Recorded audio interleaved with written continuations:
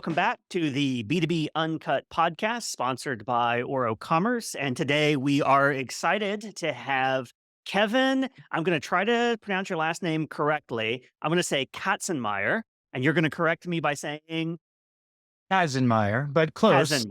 Okay. Kazen. Kazenmeyer. I'm going to write that down phonetically here on my notebook.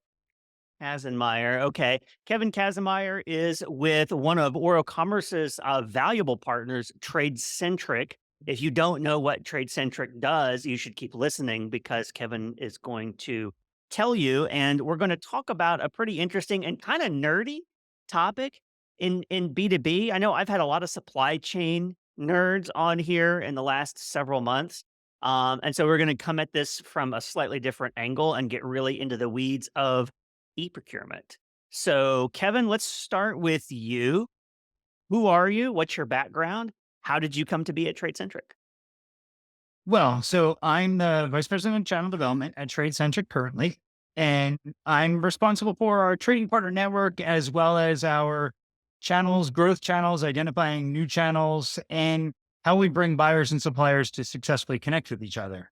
Now, that may sound like a lot, and you'll probably find out more as you listen, but how I came to be in this, it's probably a 25-year story because I started way back in the early days of B2B e-commerce at a distributor called Corporate Express. So Hmm. they were an office supplies distributor, and they were launching a brand new website. And I took a role there from a sales role to trying to encourage people to buy online, a novel concept at that point, back in the late 90s. And I guess the rest is history because as people started buying online, patterns changed. They started using different systems, different platforms. As a B2B company, we continued to adapt and adopt. And we were an early adopter of a lot of technology. You could say we were cutting edge of a lot of it. Corporate Express is no longer a company. They were purchased eventually by Staples.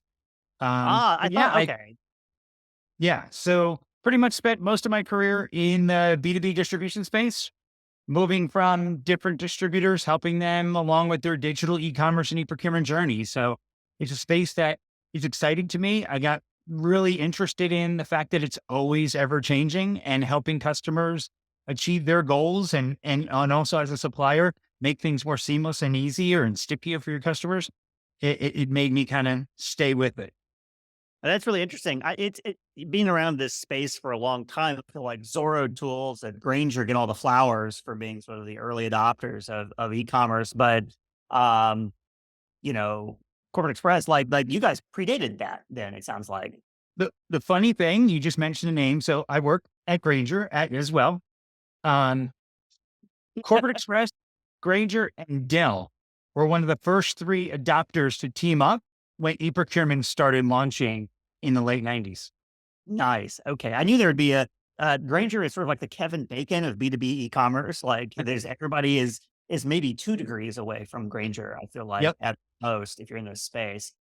Great. So I said the word, you've said the word, e-procurement, which I guess it is a word and not an acronym. Although when you put E in front of it, doesn't feel like a real word, but it is a real word. What For our listeners who might not know, although I suspect if you're listening to this podcast, you probably do, but let's go through the formalities. What is e-procurement and kind of who are the players in the e-procurement space? We'll start with that. Yeah. So it's a great question. And it's something that I've actually been training sales teams on over the course of my career. Right. And so the way we kind of position it always is that e-procurement, it's B2B purchases that are made online between a buyer and a seller using some sort of platform, right? So that's e-procurement. And then you have e-procurement software.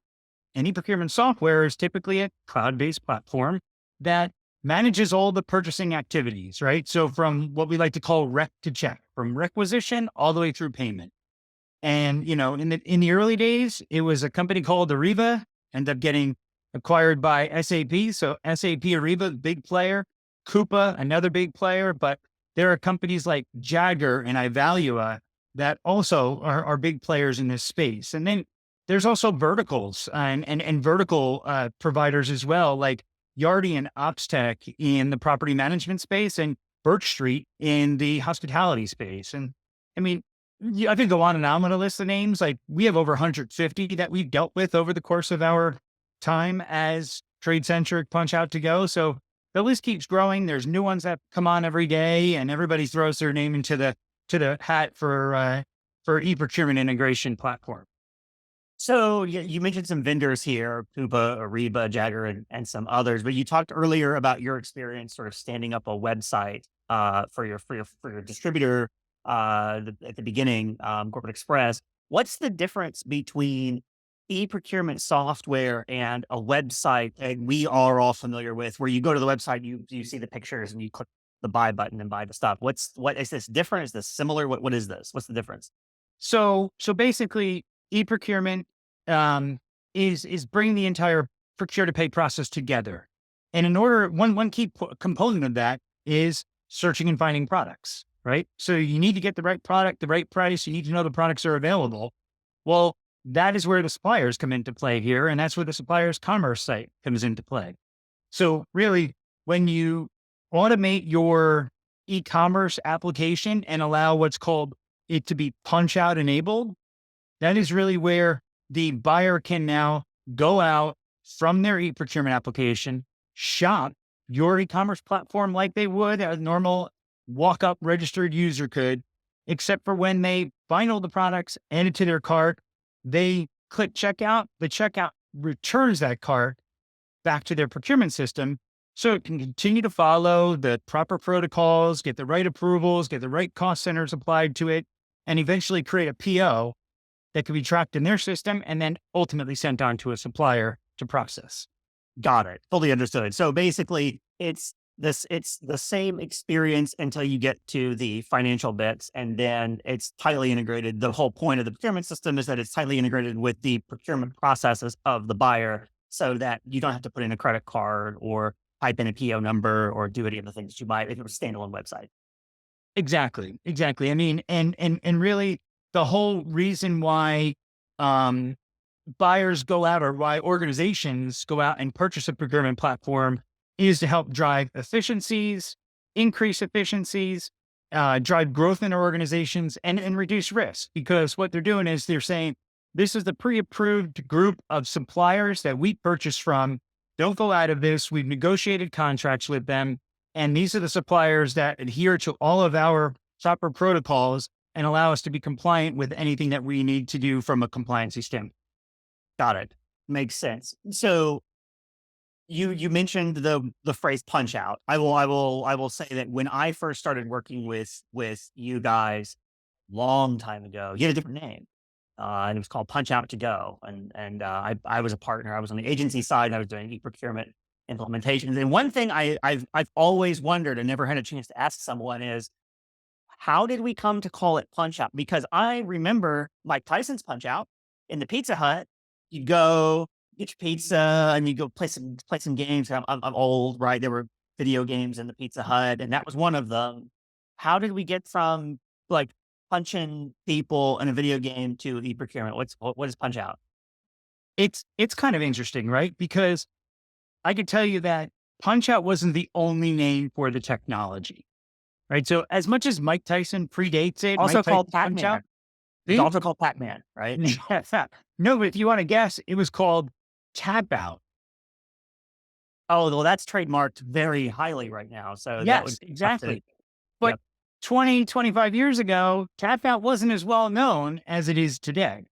But you had Tap Out, you had Punch Out, you had Round Trip. Punch Out was a name that Ariba gave it.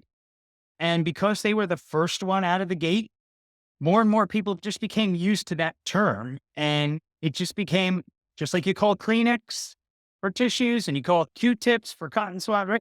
It's become the name. It became a household name. So that trademark name of PunchOut just became the PunchOut name for everything of connecting a buyer's e-procurement platform to a supplier's e-commerce site. I like it. Did Ariba ever produce a line of truck decals and like tank tops? Like, because I mean, that's where I see tap out stuff all the time now. So I think there's an opportunity for punch out, like Right. a lifted F-250. I like it. Okay. Well, thank you for the history lesson. I actually had no idea about all of that, and I always wondered, like, where did PunchOut to Go even get its name? And now I understand. Did the original company have to pay Ariba for the use of the term, or was it sort of publicly usable by then? No, I think at that point, so Ariba started off with it, and then just so many people were using it that I don't think they ended up they were able to hold true to um that trademark, right? Because it became, hey, this is what the industry is using, and everybody calls it punch out, right? Got it. But funny story about that, right? So punch out, as much as Ariba came out with technology punch out, I'm going to throw you a corporate express story in there and tell Okay. you that back in 1999-ish, um, I had been doing some e-commerce for a couple of years, trying to convince people to buy on our website, when a little known ERP company came and knocked at our door and said, hey, we're trying to pilot this new technology that we want to launch in our SRM platform. And it's called mysap.com. And in that platform, we want to go from mysap.com to a supplier's website and be able to order. So Corporate Express was actually one of the first ever punch outs before it was called Punch Out. And I got to demo it at the SAP Sapphire conference. So I was part of the group that helped push the first ever punch out. And then mysap.com never went anywhere. Oh, And 3 years later, Ariba came. So that's interesting. yeah, Okay. That is a great story. So you've got the credentials then, because yeah, I think in 1999 I was just out of high school. So that's I appreciate you sharing that. Now I feel now I'm better dating myself. Thanks. dating yourself. I like it. So now your company was Punch Out to Go. Now it is TradeCentric. So I understand now what e-procurement is, and I understand what e-commerce is, and I understand what Ariba and Coupa and Jagger and the other systems that you listed, my SAP, produce. What does TradeCentric do in this mix? Where are you in this overall picture? We sit right in the middle. So as you mentioned, our name was previously Punch Out to Go, and we changed it to TradeCentric. We changed it to TradeCentric because we did more than punch out. We did more than enabling and creating punch outs for suppliers. We sat at the center of trade between buyers and suppliers. So we are an integration platform that connects B2B suppliers and B2B supplier systems from the flow of purchase to pay, right? So when you want to punch out buyer products, we help make that connection happen. When you want to return a card into your procurement system, we help make that happen. When you want to send a purchase order to your supplier, we help automate that. And when your supplier needs to send you invoices, we automate that as well. So we automate the document data flow back and forth between e-commerce platforms and e-procurement systems. Got it. Okay. Makes complete sense. So you're effectively, is middleware the right word to use there?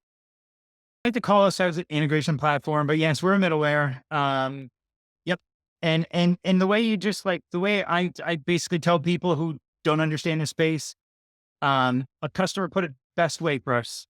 She said, TradeCentric bridges the gap between my non-technical suppliers and my non-technical buyers, right?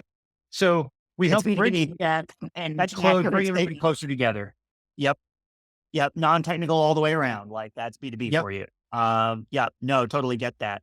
So give me what's a sort of a typical kind of like, who's a customer of yours then? Like who is a trade-centric buyer, I guess, a buyer of your services? And what's an example of like something that it would retain you to do? Sure. So again, we offer services for both sides of the house. We offer for suppliers and buyers alike. Since we started off in PunchOut, we predominantly have a lot of supplier customers because we help them enable their commerce platforms. Now we have a lot of buyers that are now coming to us because they're trying to also enable their systems to be more seamless, and they're trying to get more integrated invoices. But if you think about a customer, I look at, and a great example would be a shared customer of ours, which is a company called Econ. And really they had a website that they had launched on Oro, and they had a buyer that they were trying to work with because that buyer said they had a need, and they told Eco, either you integrate with my platform and connect PunchOut to me, or I'm going to have to go find another supplier. So what Eco did was they decided they're going to try to create this on their own. Hey, this shouldn't be that hard. We got technical folks. Let's do it. Right. Well, after countless hours, and I can't tell you how many days and how long it took, but after a long period of time, they finally decided that this is hard. And do we really want to be good at this, or do we want to go find somebody else that may be good at this space? And that's how they found us. Right. So they came to at the time PunchOut to go, TradeCentric, and, asked, I hear that you guys are good at enabling PunchOut. Can you help us connect to one of our buyers? So not only are we able to now connect and enable their Oro platform to be PunchOut enabled, but we also are able to allow them to receive electronic purchase orders. So nobody has to rekey the orders coming in from their customer. And they even have the option to send electronic invoices. What that does for Eco is it allows them to get to a larger audience and scale faster, because now, instead of just solving that need for one customer, they have the benefits of leveraging TradeCentric and our network, our trading partner network, and our vast network of integration and eProcurement platforms that we've already connected to, right? So it allowed them to scale faster, and it really opened up them a lot more doors for them to target new ship-tos and to build some other levels of customization that they really weren't able to do in the past for their customers. Right. And from what we hear from them, it's resulted in not only a faster time to revenue, but they've seen up to 5x growth every time they connect a customer. That is fantastic. That is a good quote. You used the phrase from wreck to check earlier. There's obviously the quote to cash, right? Is a pretty common cycle. I think the sentiment is the same, which is, how do I get paid faster by my customers, right? And then the 5Xing is fantastic because that means more customers. So if you're both, that's a great flywheel, because if you are speeding up the time between the requisition or the quote to the actual like PO and the payment of the invoice, and you're able to then take the time savings and grow that number of customers, you're going to make, I think, more money. That seems likely. Yeah, it does. It does. And the other interesting thing about that, which I mentioned about the ship tos, we see this a lot where a regional supplier, someone who's not a Granger, who's not a Staples, right? That regional supplier that has a customer that they connect to, that customer may also be operating in other states. Well, once they turn them live on their eProcurement platform, they're visible to everybody throughout the organization. So when Eco says they expand ship tos, that means they're seeing locations buying from them that they never even talked to before, that their sales team didn't even know existed. So, that's an instant revenue stream because didn't even know that existed. That is really great. And, so many companies, so many suppliers struggle to expand outside of their initial region because they're very relationship driven, and there's not a lot of marketing, and it's very field sales focused. And if there's no boots on the ground there, they might not have the access to unlock the accounts. So this sounds like an amazing revenue platform for an enterprising CFO or COO to invest in. So this brings up a pretty interesting question. We've got the product placement now for TradeCentric. We understand where place you in the sort of the overall ecosystem. We understand what eProcurement is. I'm kind of curious, and you just almost alluded to it, but how does the conversation get started when the supplier wants to directly integrate with the buyer's business systems? So I want to integrate with my Oro Commerce side to my buyer's Ariba instance. Let's say I'm going to keep it real simple. How does the conversation get started between the two? Because my gut says that the buyer with Reba comes to the supplier and says, "Hey, we're spending too much time messing around with POs. Can you I'm mandating to you that if you want to work with us, you need to integrate with my system." Is that right? Or is there another way that happens? So that's predominantly the way it's happened, right? So pretty much it's the buyer that is the hand raiser and tells the supplier, I need you to integrate. I need you to show up on my platform. You've made things too complex for me. It's taking too much time, right? Unfortunately, sometimes that middle piece that's challenging is there's typically a salesperson in the middle, right? And well, they don't want to lose that control. They feel they're losing the control, and so they kind of play the buffer, and so they don't tell the right folks in the organization that, oh, my customer's demanding or my customer using this new ordering system. They're just happy taking an order and giving it to someone in customer service to enter. And then only until it gets to a head that all of a sudden it's like, my customer's going to leave. We have to now offer this platform. We have to offer this solution to them, right? And they get all up in arms. But if they would have brought that up earlier, they would have identified that there's more than just that customer that has that need, right? That's So right. Funny because this is the same process that happens for e-commerce more broadly as well. I have seen many e-commerce sites scuttled because the sales team saw it as disintermediating them from the equation. When in reality, if done right, it actually makes them way more productive, but yeah, and expands their book of business potentially. But yeah, it's hard to get past the human nature sometimes. yeah, it is. And so going back to my distributor days, it was something that we used to do a lot of is sales enablement, right? And we would try to teach them how to go from an order taker to an order maker and say, you know what? You can service your customer a lot more if they were placing orders electronically. Now you can solve the rest of their needs and their business needs and their challenges, right? But so typically that's been the case. The buyer raises their hand. The buyer says, I'm launching this platform. I need something. But also having been a supplier, I know that when the supplier has these capabilities, you have the ability to go out and sell your services to customers. You have your ability to now win more customers, respond to RFPs with, I can service you now. I have these capabilities. And to the previous story of Eco, I can be your national supplier, right? Because I'm taking all orders from one entry point now, and it's still funneling through my processes. And as long as I can distribute it to you, I now can be your national supplier. Mm. Well, that brings up a pretty interesting parallel to marketplaces, Kevin, because can't a supplier just say, "Hey, we're on Amazon Business," and kind of get away with that? Does that solve some of these problems? If they're like, "Well, you probably have permission to go buy from Amazon, so and all the product data is normalized, so like here's a link to our storefront, like or the category or a product listing, like go buy from there, and then I don't have to do anything else now. You just went to my Amazon storefront. Like, is that do you see that showing up? Is that a halfway house? Is that a step on the journey? Well, so it is. And interesting you bring up Amazon, you bring up marketplaces because I spent the first half of this year really digging in deeper in marketplaces as to what success looks like for them in e-procurement. So if you take Amazon for this case, Amazon is actually has the capabilities to connect to buyers' e-procurement platforms.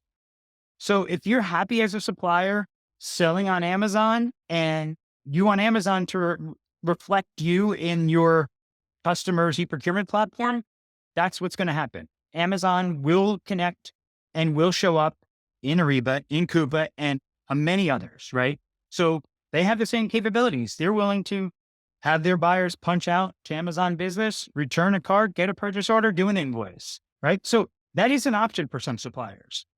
For other suppliers, their customers may not want to choose that method.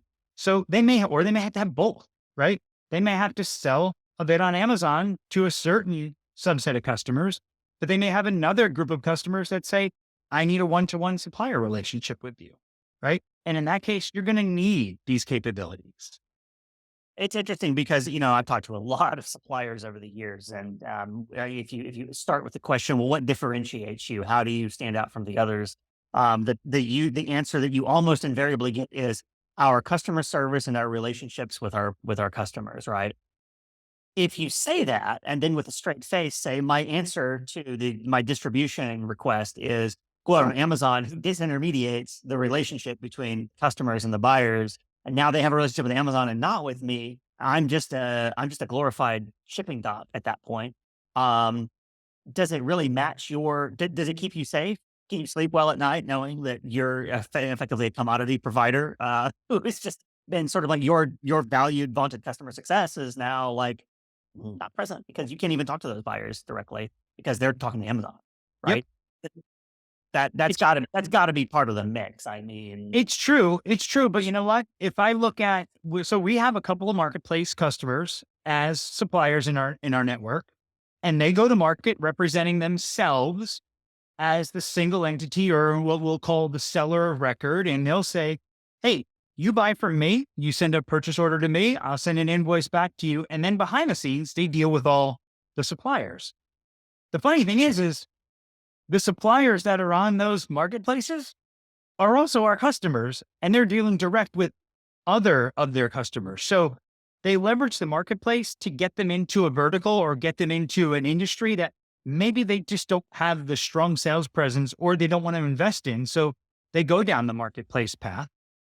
And then they also need to go direct with other customers and other industries where they're deeper embedded.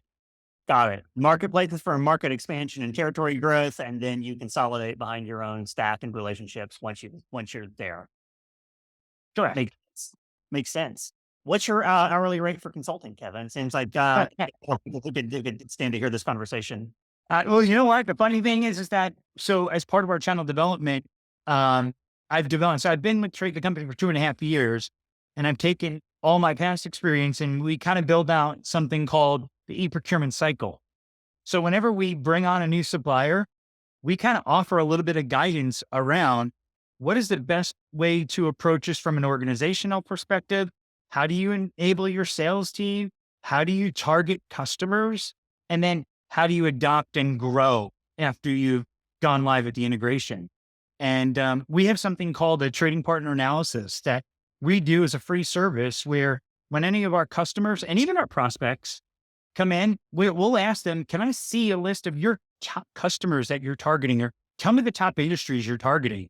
And we'll bounce them against our network, and we will show them the opportunity they have in eProcurement. There's a lot of companies out there that say, there's no opportunity. I've never seen it before. Nobody's telling me there's an opportunity. And then all of a sudden they give us a list of their customers and there's a 75% match rate. And they're like, whoa, what just happened? How did we get here? That's fascinating. So what about, so if I have an eProcurement system then, and I've got the goods and services, 'cause I assume you can buy and sell services through an eProcurement system as well. It sounds like it's almost like going onto the marketplace, pulling on the thread a little bit. It becomes an internal marketplace effectively. So the buyer organization, let's say General Electric or some very large group, say Granger, we'll use People Granger.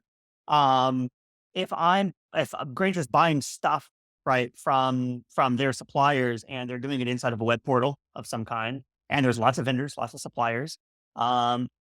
Congratulations, haven't I just built a little internal marketplace? Um, is that the same thing as is that what Ariba and Coupa and all the rest of them effectively are, but one with the purchase order sort of like workflow and lifecycle stuff built into it? So yes, I mean, it's one word answer. Yes. I mean, if you think about it, and again, doing the marketplace research I've done over the last 6 months, I've had to do some internal training as well. And the first thing I started off with, it was almost like my thesis. And I was like, so a marketplace is known by many names. And it's almost like back in the day, a marketplace was somewhere you would just walk to and you'd find the marketplace and you'd have all these different sellers, right? And then at the advent of eProcurement, the eProcurement systems called themselves a marketplace.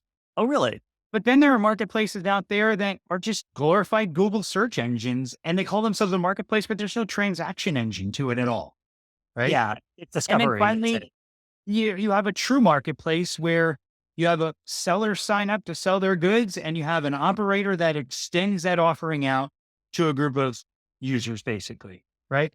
So eProcurement, yes, it could be considered a marketplace. I like to call it an internal marketplace.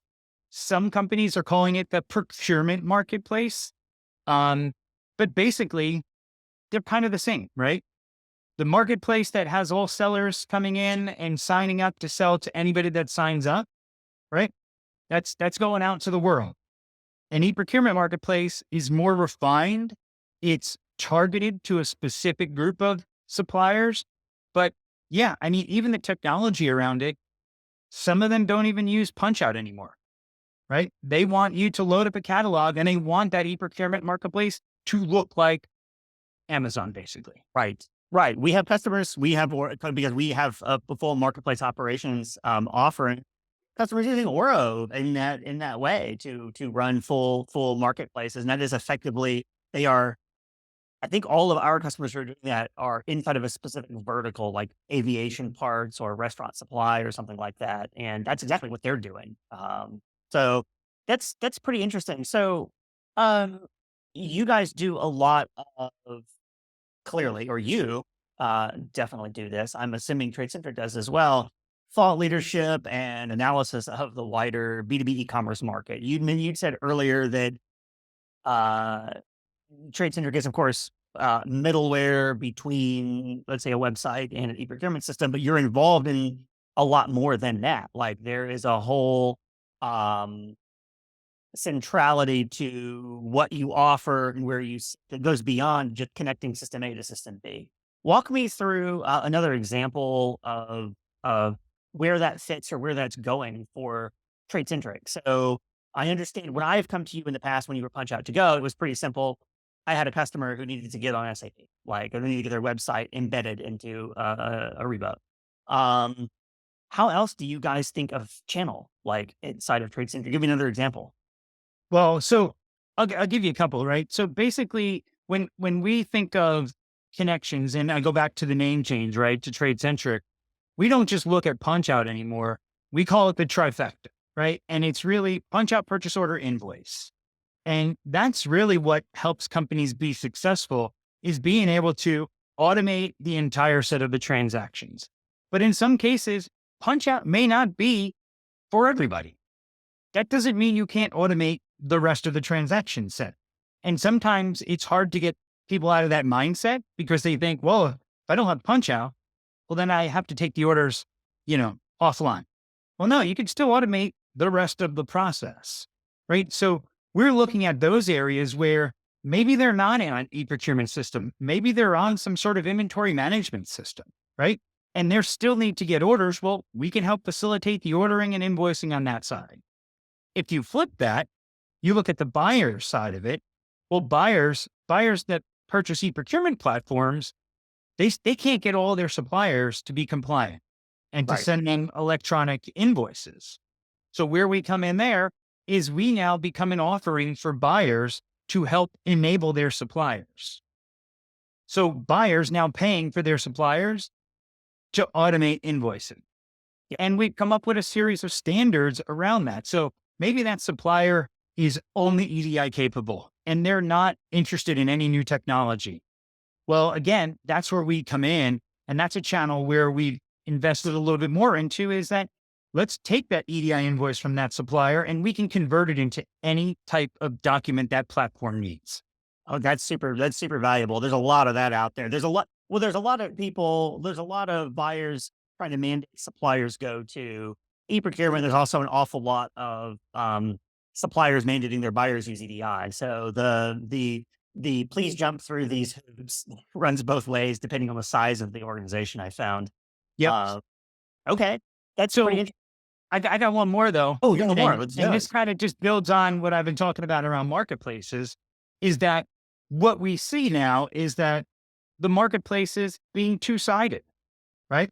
So we look at it and you mentioned that what happens if I just want to be a marketplace and I want to bring all my sellers on board? Well, that marketplace still needs to connect via PunchOut to their buyers, right? So there's a marketplace play that's in our core offering.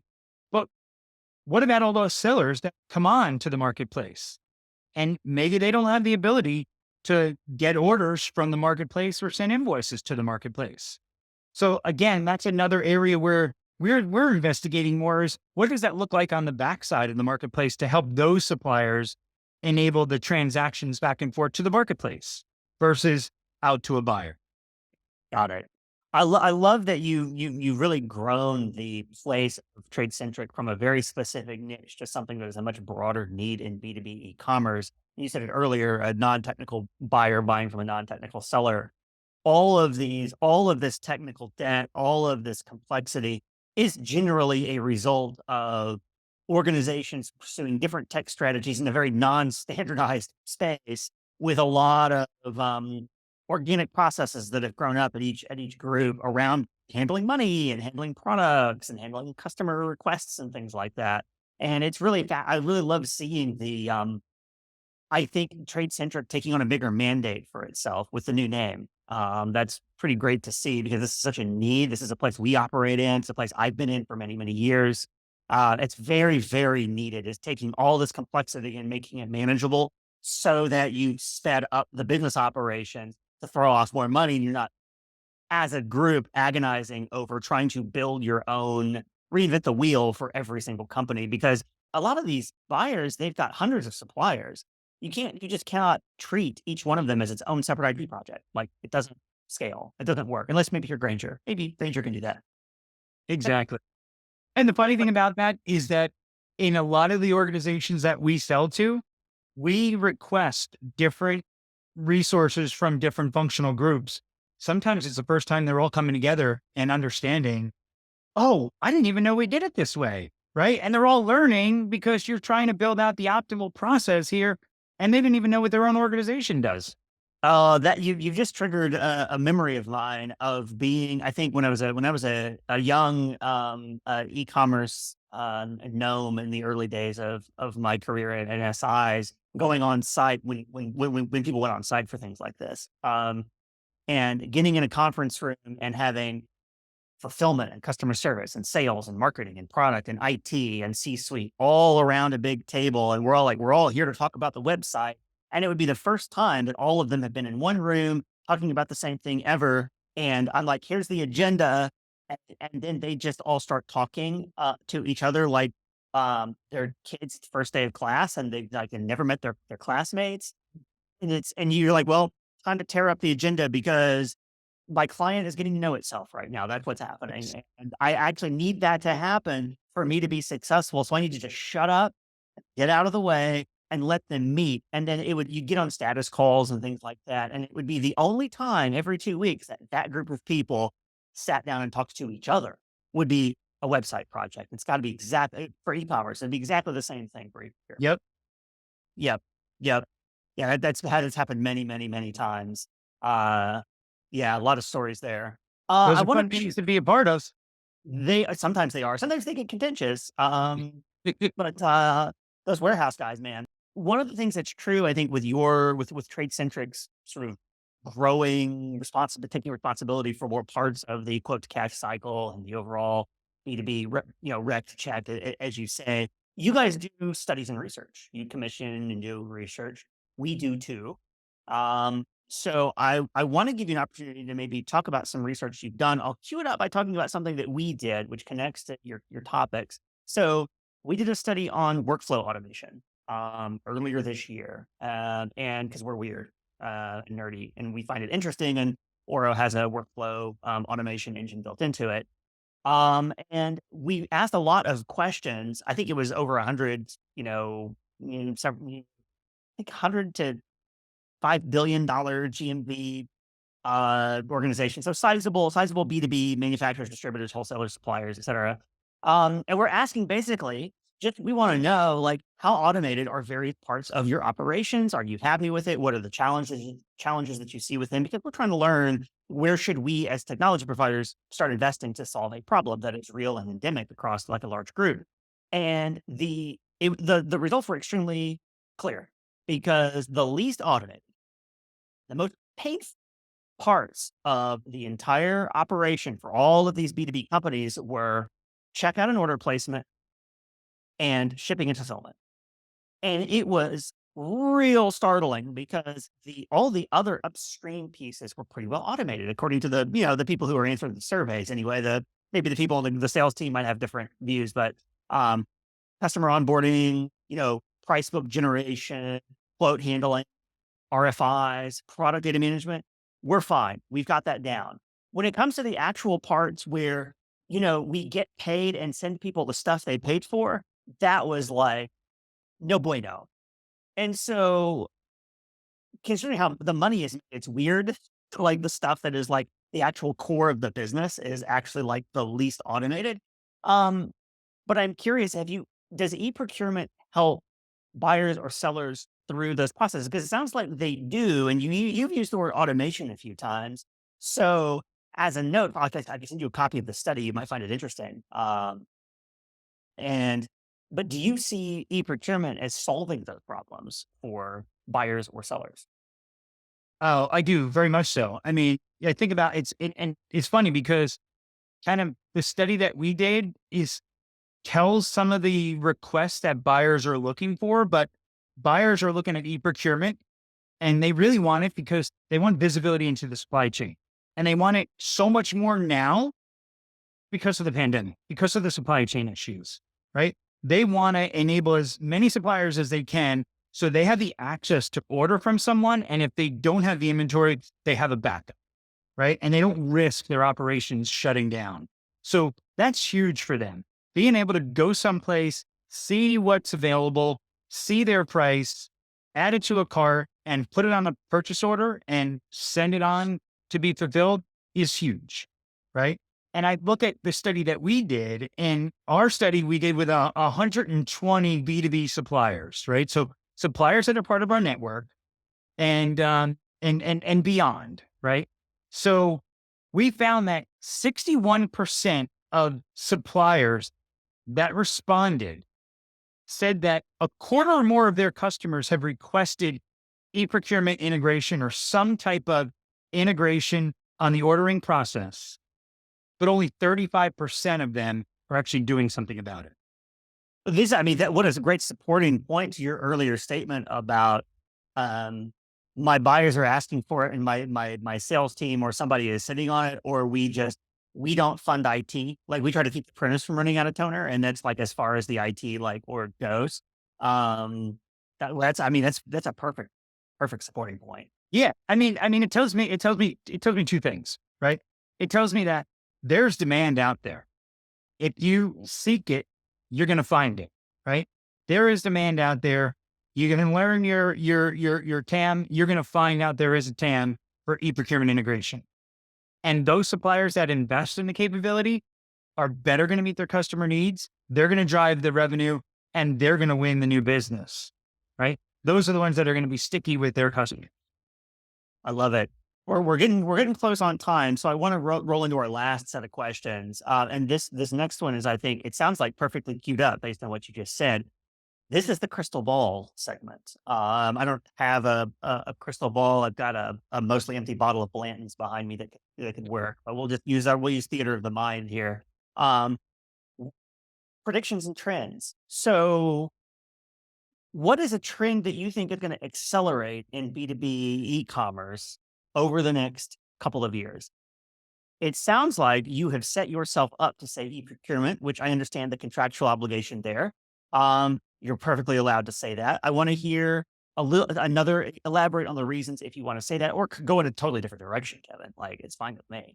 No. So, I mean, e-procurement over the last couple of years has continued to grow, right? So a year ago, over 40% of transactions in B2B originated from some sort of procurement system.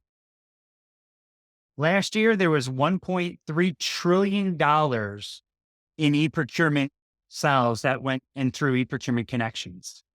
And the e-procurement sales growth in 2023 was 16%. So the overall B2B sales growth, I think, was somewhere around 3 to 4%. So that tells you how e-procurement is just constantly being adopted, right?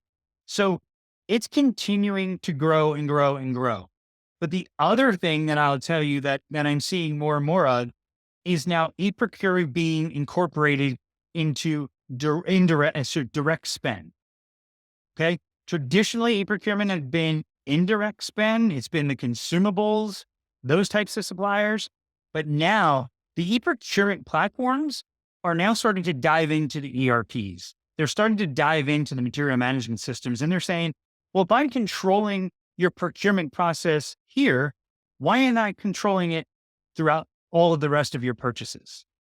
So how could you buy direct materials and also funnel it through my platform?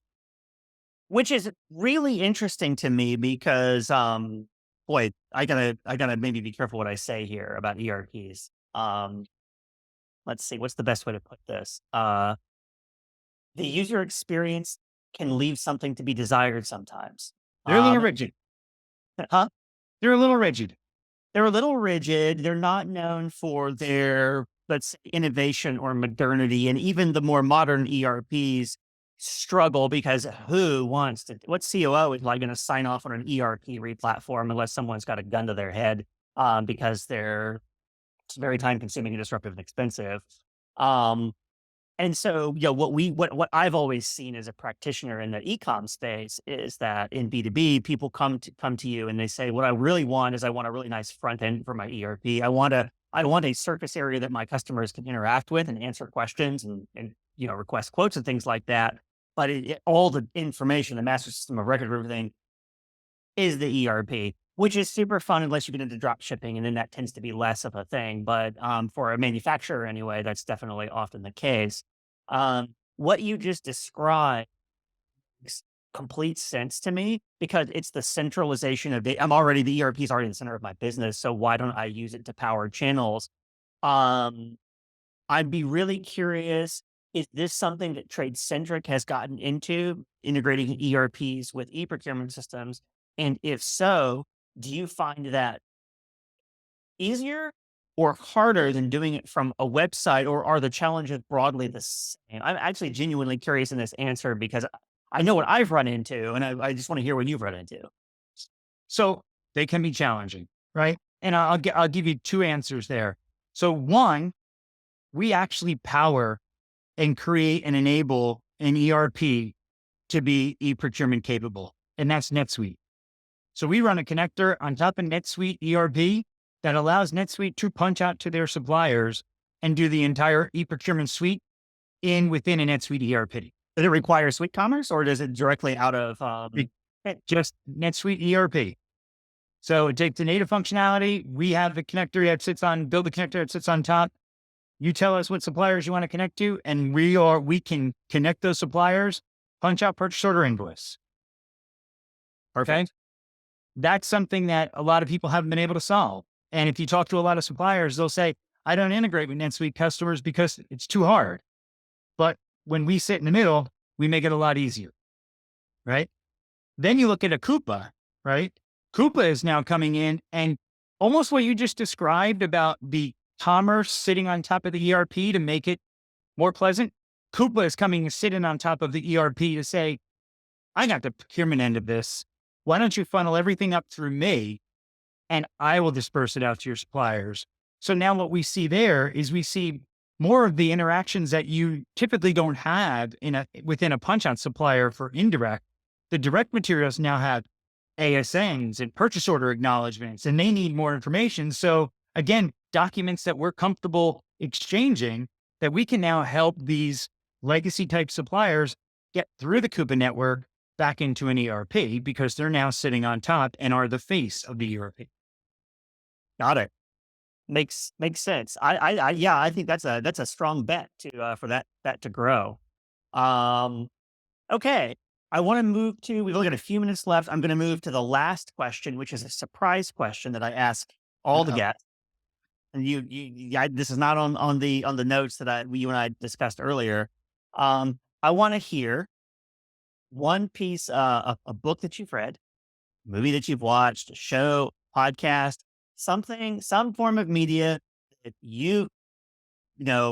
seen or read or heard, in the last few months that stood out to you that you think is good. Doesn't have to be. Some people go super nerdy with this, and they're like, I read my trade journals, and I had to read this really great article, and that's fine. But some people are like, I read the Oprah Book of the Month, and it was really good too. So wherever you want to go with this, there's no right answer, Kevin. Okay. So I can tell you that I am a sports nut, and two things that I watched, right? Because I think the last book I read was probably about a year ago. So I'll keep that I'll go more current. And to tell you how on top of streaming I am, I only watched them recently, even though they came out a while ago. I watched Messi Meets America and the Beckham documentary. Awesome. Amazing. It's great to see how people with that stardom can be so genuine and just like the rest of us. And like I was hooked on them. I had to keep watching them. And I know when I was watching it, my daughter walked by and she started to listen, and she's a big soccer fan. And next thing you know, she's sitting down and watching the rest of the episodes as well. I felt like to me, again, as a soccer fan, they were well done. But I feel like I even talked to my CEO who said that she watched the Beckham, and she said, I watched Beckham, and I thought that was great. She's the one that actually told me about Beckham, and that's why I started watching. That's why I watched it. Oh, that's great. That's good. That's super cool. Are you a soccer fan in general? Yes. Do you have a team? You have a like Premier League team, or who's your Yeah, go-to? but it's gonna sound cliche, but I go back to say I've been a fan of them since the '90s, and that's Manchester United because Tim Howard went there, and Tim Howard was from New Jersey. I'm born and bred in New Jersey originally, so I got to go with my Jersey roots, and I followed him to Manchester United and became a Manchester fan since. That's a fantastic answer, and I will say that I could not tell that you were from New Jersey from listening to you talk. So apparently the rough edges have been sanded off from living in Charlotte. So Yeah. Yep. yeah, good stuff. Kevin, thank you very much. This was super fun. I think we'll probably talk more in the future. This was great. In the meantime, thanks for coming on. And if people have questions about TradeCentric, where can they find you? Yeah. So first up, thanks for having me. I think this was great. I appreciate it, Aaron. Always enjoy the conversation. And if they want to find me, they can just hit me up on LinkedIn. I'm open. I'm always responding on LinkedIn. Visit tradecentric.com if you want to learn more about our capabilities. Fantastic. And we'll have links in the show notes as well. Thanks so much and have a great rest of your day. Thanks a lot.